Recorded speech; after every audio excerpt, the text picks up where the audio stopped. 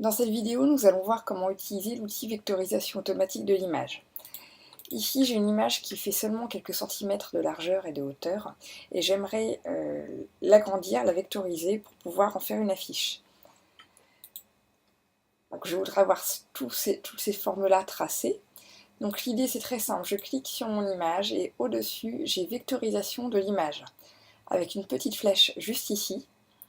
Quand je clique dessus, j'ai différents paramètres de vectorisation. Donc je vous laisse essayer les différents paramètres, voir ce qui vous convient le mieux. Ici en l'occurrence, j'aimerais avoir une vectorisation qui reprenne la plupart de mes couleurs. Donc le 16 couleurs me paraît très bien. Je clique dessus, on patiente quelques instants, le temps qu'Illustrator calcule.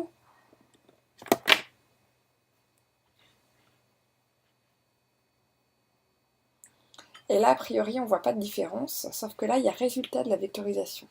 Ça veut dire que ça a été vectorisé, mais ça ne forme toujours qu'un seul bloc. Donc, pour avoir mes éléments séparés, je vais cliquer sur Décomposer. Donc là, ils sont tous groupés, mais je vois que j'ai chacun de mes tracés. Pour bien voir le tracé, je vais faire pomme Y ou CTRL Y si vous êtes sur Mac. Je dis pomme Y par habitude, mais depuis longtemps, c'est commande Y.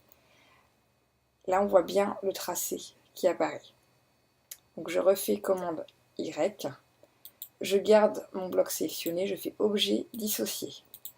Et là, je vais pouvoir cliquer un par un sur mes formes et je vais pouvoir changer la couleur et tout agrandir comme je le souhaite. Voilà pour l'outil vectorisation automatique.